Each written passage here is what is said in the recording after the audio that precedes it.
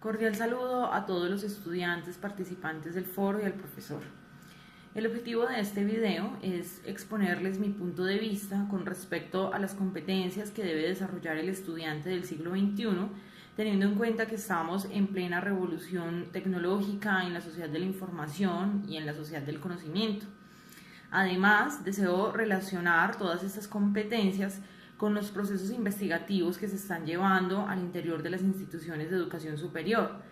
Es decir, qué tanto están haciendo los profesores por incentivar a los estudiantes, por motivar a los estudiantes a que realicen procesos investigativos. Si se les está dando instrucciones adecuadas, se les está dando el debido método, el debido procedimiento inductivo para que ellos puedan llegar a motivarse efectivamente con un tema determinado de un área del conocimiento. En ese sentido, me gustaría empezar por especificar la necesidad inminente que tiene todo estudiante de conocer cuál es su sistema de aprendizaje. Es decir, qué funciones está realizando su cerebro, cuáles son las divisiones del cerebro, qué está sucediendo a nivel biológico, a nivel corporal, ¿sí? Para que el conocimiento pueda transformarse, pueda comprenderse y posteriormente expresarse. En ese sentido, me gustaría partir de que cada estudiante en el aula de clase, antes de recibir cualquier otro conocimiento, sea de su área específica, de la carrera que haya elegido, debe saber y tener unas técnicas que le permitan estudiar de forma acertada, de forma adecuada, para poder, en ese sentido, comprender cuál es el significado del aprendizaje, para qué le va a servir, para qué le va a ayudar en su vida del ejercicio profesional, en su vida como ser humano. Entonces, para ello, debe conocer de primera mano qué funciones cumple el cerebro, es decir, conocerlo desde su parte biológica y conocerlo desde la parte en que esas funciones intervienen en esos procesos de aprendizaje. Entonces, si el estudiante sabe, por ejemplo, que el cerebro tiene dos hemisferios y que cada uno de esos dos grandes hemisferios se encargan de realizar funciones determinadas y que además de las divisiones del cerebro en esos dos hemisferios, también tiene unas divisiones un poco más pequeñas que se le denominan lóbulos cerebrales y que cada uno de ellos también cumple funciones determinantes en los procesos de aprendizaje, en la recepción de todos los aspectos subjetivos y objetivos que se encuentran en el exterior, en el contexto en el que él se mueve, y que son recibidos a través de los órganos de los sentidos para ser interpretados por el cerebro y ser comprendidos. El estudiante va a tener los elementos necesarios para poder llevar con éxito su carrera profesional y su vida como profesional y ser humano. Por lo anterior, entonces, a mí me parece fundamental que el estudiante comprenda que existen tres variables que inciden en ese proceso de aprendizaje. La primera de ellas es la variable ambiental y tiene que ver con la relación que tiene el aprendizaje con el contexto en el que el estudiante se mueve. Es decir, si él nace en una familia determinada, pues va a aprender eso que la familia le ha enseñado. Luego ingresa a la escuela, a la escolarización, y allí va a aprender lo que le están enseñando, ¿sí? Desde el contexto en el que se encuentra ubicada esa escuela, los mismos compañeros, la profesora. Entonces, ahí va a tener unos aprendizajes relacionados con la variable ambiental. Y por último, el aspecto social, ¿sí? Somos primeramente seres sociales. Somos seres que estamos directamente relacionados, directamente intervienen esos elementos del contexto en nuestro proceso de aprendizaje. Segundo, entonces interviene la variable genética. Es decir, que si el estudiante tiene algún antecedente familiar genéticamente, como por ejemplo que tiene unos padres que han tenido habilidades cognitivas superiores, habilidades en la lógica matemática o habilidades en la música, por ejemplo, todas esas habilidades van a quedar a través de la genética impregnadas en el ser humano. Y la última variable es la variable biológica. Entonces, si él conoce que esa variable biológica le permite a él determinar su aprendizaje, porque si él tiene en algún determinado momento una lesión cerebral, una afección en alguno de los lóbulos de su cerebro, eso le va a impedir que él pueda desarrollar su proceso de aprendizaje de una forma común, como se espera que la desarrollen los individuos de cierta edad y de cierto contexto. Entonces, ¿a qué voy? A que todo esto que estoy mencionando con las variables son importantes, porque si el estudiante se da cuenta que él no solamente está aprendiendo en la escuela, que él no solamente aprende para mejorar, sino que él puede aprender cosas para desmejorar en la medida en que se encuentra relacionado con un contexto, con su familia, con la parte biológica, en fin, va a ser mucho más eficiente su proceso de adquisición del conocimiento. Entonces, en ese sentido, me parece importante que además de eso, el estudiante conozca los sistemas de aprendizaje que existen. Es decir, cuál es la ruta que debe vivir el aprendizaje en el cerebro para que yo pueda adquirir esos conocimientos y posteriormente transformarlos. El primero de ellos entonces es el afectivo, y es donde el estudiante debe estar receptivo a recibir ese conocimiento, debe valorar esa información. Para ello tiene que necesariamente tener una buena autoestima, tener autoconfianza, autocontrol de sus propias emociones, para que el aprendizaje pueda llegar, ¿sí?, a su cerebro. ¿De dónde llega? Del exterior, del contexto, de la sociedad, de la familia. Posteriormente, entonces, que el estudiante comprenda que ese aprendizaje tan pronto entra, tiene que vivir un proceso de comprensión, es decir, se llama el sistema cognitivo, y es el que le permite comprender esos procesos de aprendizaje, comprender todo ese conocimiento que le está llegando del exterior, cómo lo está seleccionando, ¿sí?, de acuerdo a sus intereses, de acuerdo a sus necesidades. Y por último, después de haber comprendido ese conocimiento, que él encuentre el sistema expresivo, que es el que le permite entonces transferir esa información, pero ya la transfiere modificada. Es decir, que el aprendizaje necesariamente tiene que salir modificado del individuo, del ser humano que lo adquiere.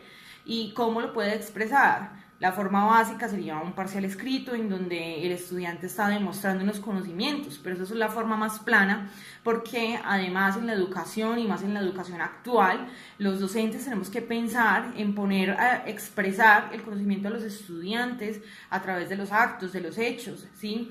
¿Qué cosas puede hacer el estudiante con ese conocimiento? Y uno debe hacerle conocer eso al estudiante, que él puede poner en práctica los conocimientos adquiridos dentro de un aula de clase o dentro de un aula virtual.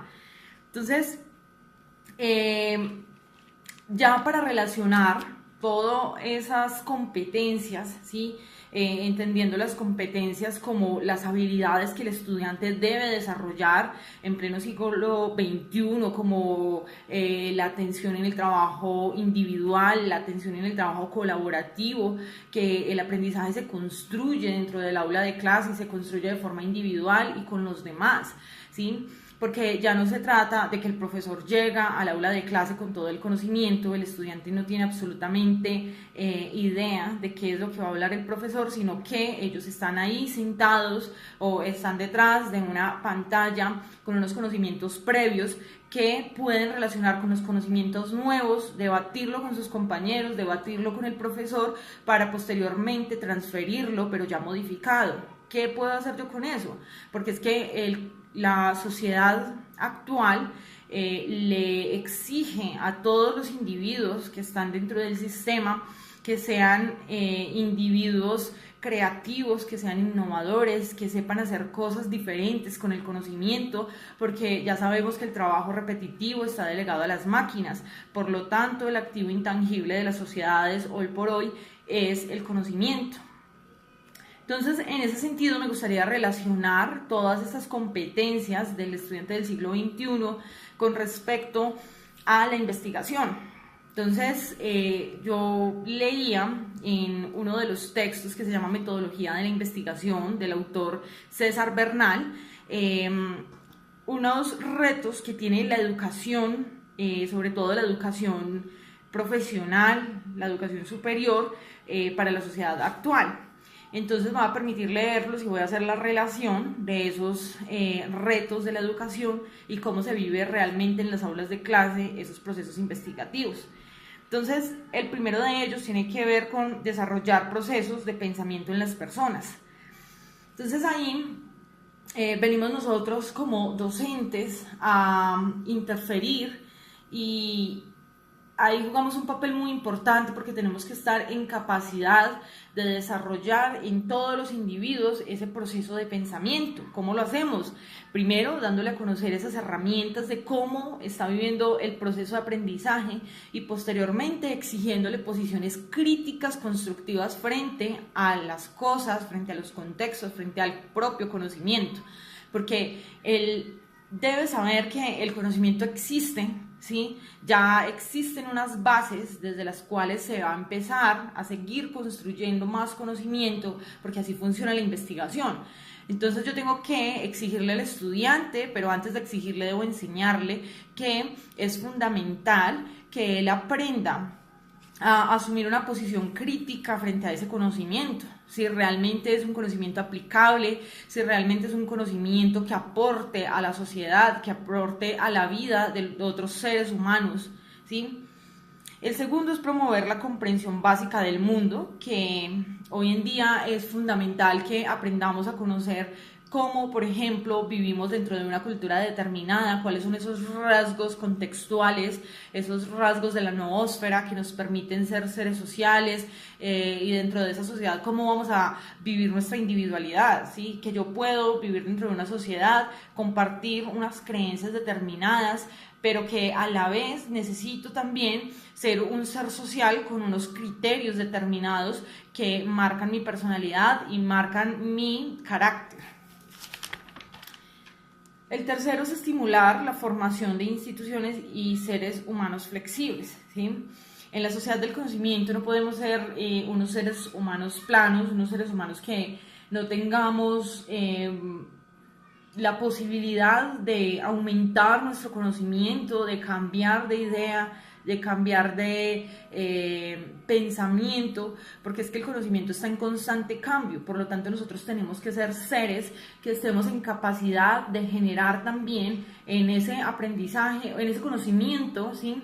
De generar en ese conocimiento un cambio y a la vez estar dispuestos a cambiar desde nuestra mentalidad. No nos podemos quedar pensando en los mismos conceptos obsoletos de hace 20 años del siglo pasado. Tenemos que ir evolucionando en la medida en que la ciencia y la tecnología lo están haciendo. El cuarto es capacitar para la autonomía, ¿sí? En plena sociedad del conocimiento, los individuos tienen que ser autónomos, ¿sí? En sus decisiones, ser seres autodidactas que busquen la información, porque es que la información existe y para un estudiante es muy fácil acceder a la información. Pero entonces hay un problema y es que el estudiante no sabe cómo acceder a la información. Entonces ahí está el papel de nosotros para que creemos en ellos conciencias de autonomía, de que puedan saber interiorizar todo ese conocimiento que encuentran en las redes sociales, que encuentran en la internet y que aprendan a construir el conocimiento asumiendo esas posiciones críticas de forma autónoma. El quinto es estimular el interés por el conocimiento. Necesariamente tiene que el estudiante motivarse a estar dispuesto a aprender constantemente, ¿sí? Por ejemplo, uno puede desde el aula de clase proponerle al estudiante preguntas como ¿qué está haciendo él desde ya? Teniendo en cuenta que estamos en una sociedad en donde el trabajo repetitivo se le delega a las máquinas y que el activo intangible de las grandes empresas, de las grandes compañías es el conocimiento.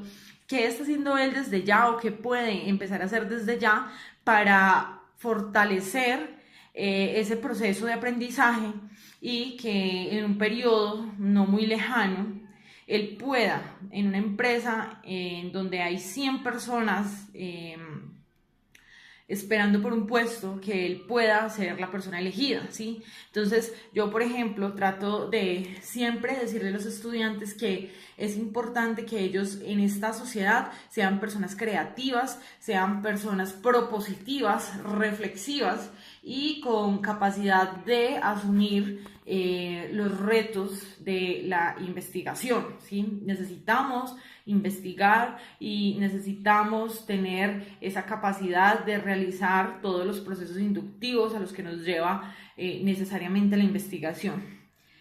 Séptimo, promover el sentido de la solidaridad y de la individualidad, ¿sí? Entonces,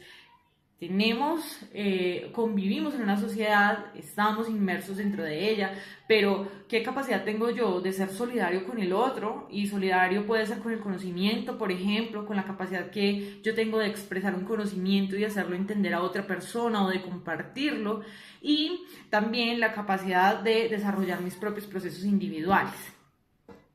Y el último es promover y practicar el sentido de la responsabilidad. Entonces, en ese sentido, hoy por hoy el estudiante tiene que saber qué es la responsabilidad, ¿sí? ¿Qué le permite ser responsable con su propio conocimiento? ¿Sí? Él tiene que ser una persona que esté preocupada por su propio proceso de aprendizaje, por su propio conocimiento, para que en ese sentido pueda ser después un generador de grandes ideas. Entonces, en ese sentido, ya para concluir, pienso que la investigación, a pesar de que en Latinoamérica ha sido muy pobre en comparación de países como Estados Unidos, de países como Japón, podemos empezar desde el aula de clase a generar esas pequeñas estrategias de investigación, ¿sí? Porque es que el estudiante llega a la universidad, llega a la educación superior y no sabe ni siquiera generar un objetivo, ¿sí? No sabe cómo se genera un objetivo, no sabe qué es una justificación, no sabe qué es un problema de investigación, qué es una pregunta de investigación. Y eso no lo saben porque desde la educación básica no se tienen esas bases fundamentadas para incentivar a los estudiantes a la investigación. Entonces, ¿qué podemos hacer los profesores de la educación superior? Incentivarlos constantemente, motivarlos a que se pregunten y a que analicen su contexto, qué problemas ven en su contexto y cómo los pueden solucionar, ¿sí? Uno de los ejercicios básicos que uno puede pedirle a un estudiante es que realice en el aula de clase el proceso reflexivo acerca de un problema de su contexto, ¿sí? Entonces, yo lo sitúo en un problema específico, propio, por ejemplo, de la universidad o de la ciudad en la que viven, y de allí partan a generar nuevas estrategias de cambio, ¿sí? Entonces, desde ahí ya el estudiante debe saber que puede generar nuevas ideas, ideas innovadoras, creativas y que sean ideas totalmente nuevas, originales, ¿sí?